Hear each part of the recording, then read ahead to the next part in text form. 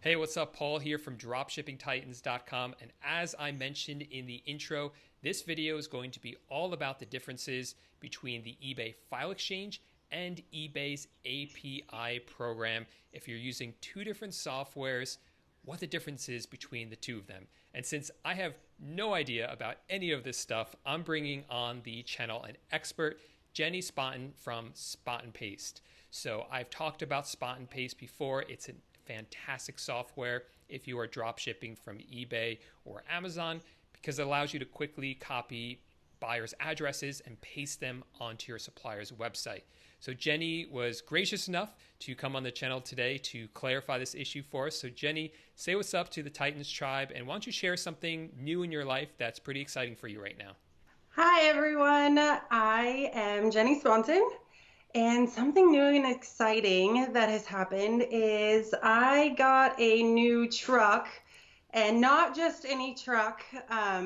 Ever since I was a little girl, I've always dreamed of like having a big old monster truck, and so my husband totally surprised me and he took me out and got me the monster truck, and it's lifted up. I mean, I actually have to bend down and have my kids step on my hand just so I can throw them up in the truck. It's pretty awesome actually, And I've because you seen feel the so big up there.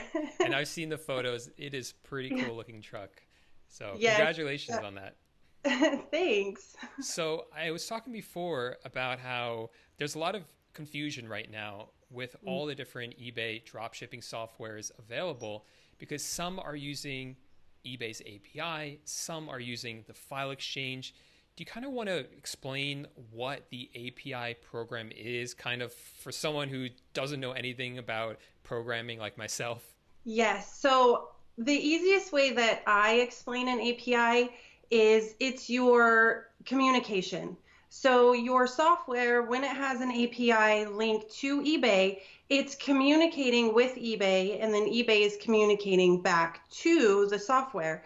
And it's just like when you get a phone call on your phone, you know who's calling you. You have your caller ID that comes up and it says who it is. You answer it, and then the person's on the other line. And so that's kind of how the API works as far as the communication and getting information that's going back and forth. So it's a direct connection between the two, Yes. in other words. Yep. And then Yes. how does a software start to work with the API? Like how does that connection happen? So you have to get permission first from the API. So eBay, that's why when all of this stuff had happened with API, people were talking about the user agreements that eBay was coming back with, and it's because those softwares that are connected via API, they have to call eBay and they have to request access to the API. But then eBay actually wants to know exactly what it is that they're using the software for, and then they can approve or deny it through that connection call. But then there's also only specific calls that eBay will allow the software to make those different actions that your software is wanting to take. And so eBay has the control. Your software is just making the phone call, going through all the tests and all of the agreements, and then eBay's going, okay, sure, I'll let you do this. Maybe I'm not going to let you do this, or if they catch them doing something that they're not supposed to, then they can just cut them off within a second, and the software may not even know until all of a sudden their API calls are getting error, error, error, error, because it's like calling somebody and getting a busy signal all of a sudden and you can't get through. So it's kind of how that works out. Well, you use the word call. Like what does that mean? So it is a call. So your software is doing a direct call to Okay. eBay, and it's calling it asking for the specific actions, and then eBay has a response that it comes back with, either yes, no, or whatever specific information that it's needing for it to work. Can you give some examples of things you can do through the API? Yeah, so you can list items, you can upload tracking, you can do all of your repricing, even what are some other things? Pretty much anything that you want to do on eBay, but you don't want to have to do it on their website, is what you can set up the API call to do. And so the different actions that it might be asking is for like the title. your software is saying, hey, put this title here, hey, put this description here, and all these photos here and whatnot. And so pretty much anything that you want to do within your business, but you don't want to do it on eBay, you want to use another software outside of eBay, that's where the API call comes in. How does that differ then from the file exchange? Because we keep hearing a lot of people using software that connects with a file exchange now. Yes, and those file exchanges, those ones are using Chrome extensions. And so when they do that, you are already on your computer, and what your Chrome extension is doing is it's almost, I don't know if you've ever worked with macros where you can record clicks that you're doing on your browser, and then you can hit play and walk away, and then your browser is automatically doing all those functions for you. That's essentially what your Chrome extension is doing, but in the background for you while you're on your browser is it already knows where all the clicks need to be, and so it does it for you. And that's why eBay assumes that it's a person who's doing it because it's done while you're there. So the file exchange, that's not the direct kind of connection that the API No. has. No, no. As long as it's done with a Chrome extension. I haven't heard though of any softwares who are doing it where you're actually on their software. You're not actually, there has to be that extension, either Firefox or Chrome. Um, there has to be that extension that is doing those functions for you, so you're not doing it because, those extensions can do it faster. Okay, so let's back this up for a second. So like Okay. before the Chrome extensions existed, how does the file exchange like work? Like how like I know I've used it before, but can you kind of explain like the spreadsheets and CSVs and those kind of things? Oh, yeah. So you'll go to eBay and they will even have a sample for you to download.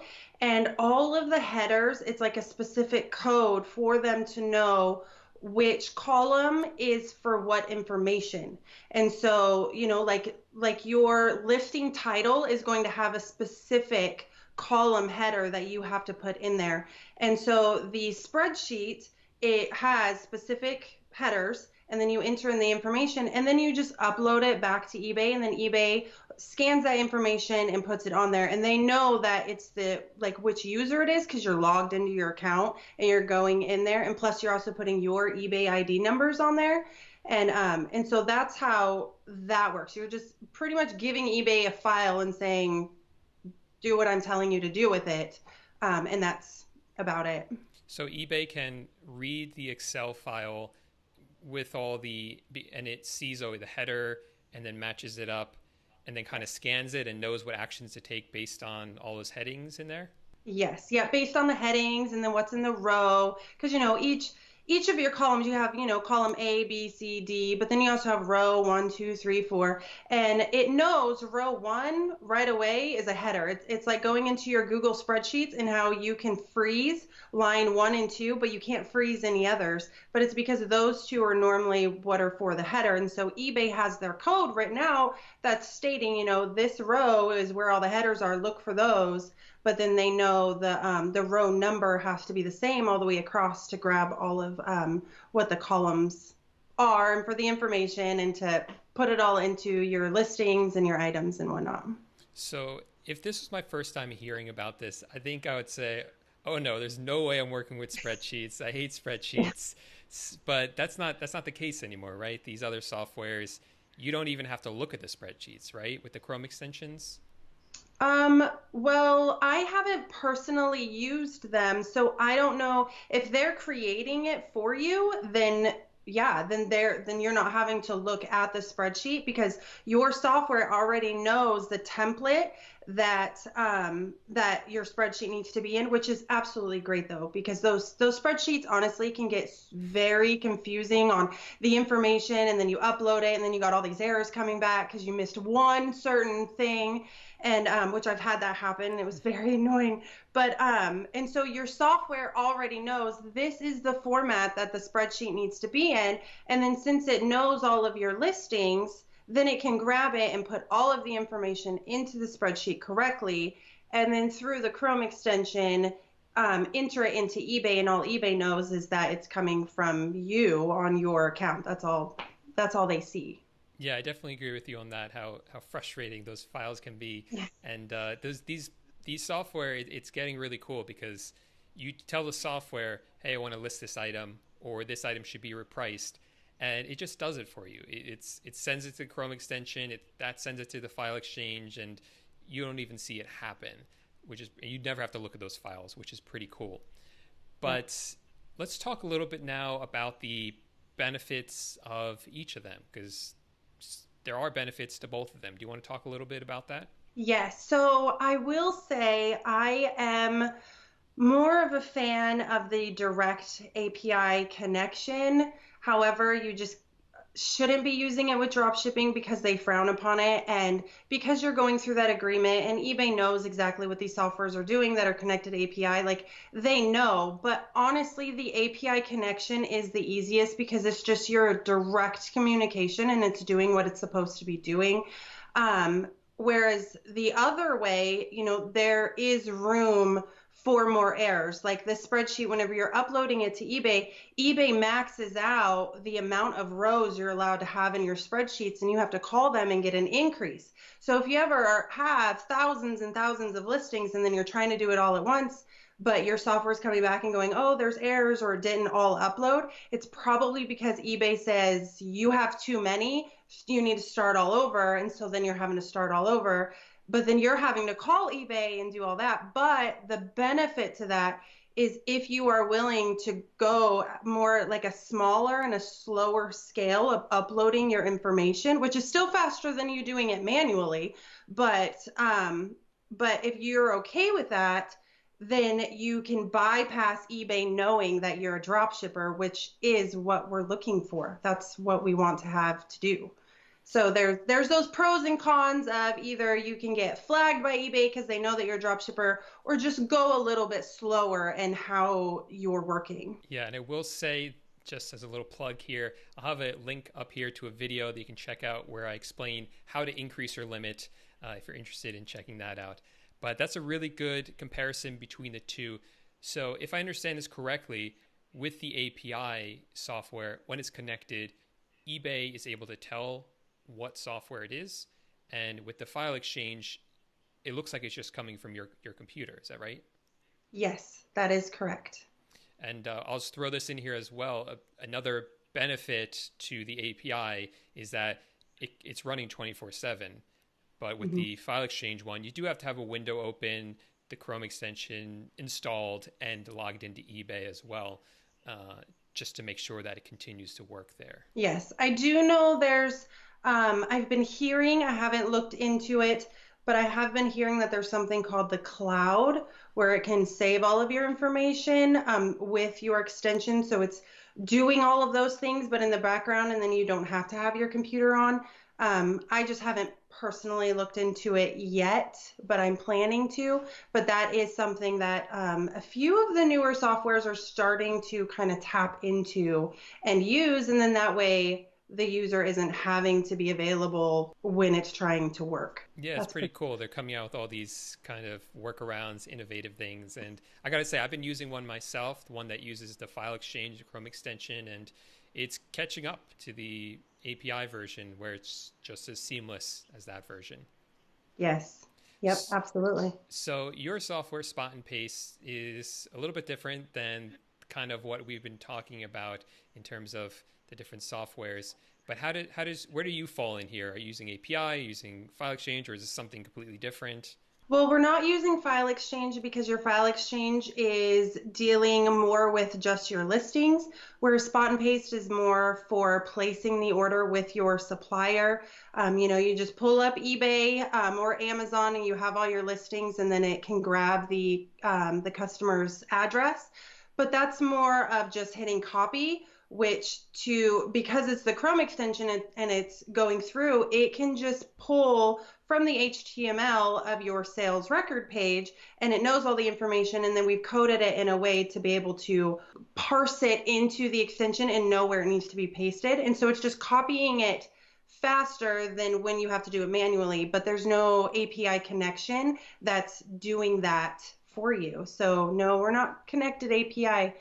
So if you're trying to be super secretive here, didn't want eBay to know what you're doing, you would use the file exchange, Chrome extension, software, and Spot and Paste, it sounds like. Yes, absolutely. A little plug there, shameless plug there. Yeah.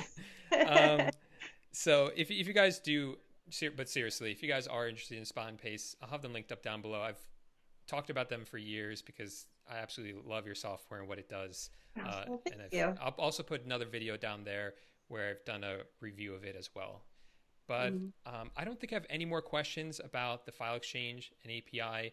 If any of you guys do have follow-up questions to this, make sure to leave them in the comments section down below. But Jenny, do you have any final words you want to say about this? No, I think that's it. But if anybody also wants to ask me any questions, they're welcome to find me on Facebook under Jenny Spontan, or even find the Spot and Paste page. Or even I even have a YouTube channel as well if they wanted to go and message me there. And then that way, if they wanted to kind of hit us both up and ask some questions, more than welcome to. I'm an open book with this kind of stuff. Awesome. And of course, all those will be linked up in the description underneath this video if you want to get in contact with her. Jenny, thanks so much for your time. Really appreciate it. Helped clarify a lot of questions I had. I think this was really helpful for everyone as well. So everyone watching at home, thanks so much and have a great day. Make sure to subscribe to the channel, smash the like button, and I'll see you next time.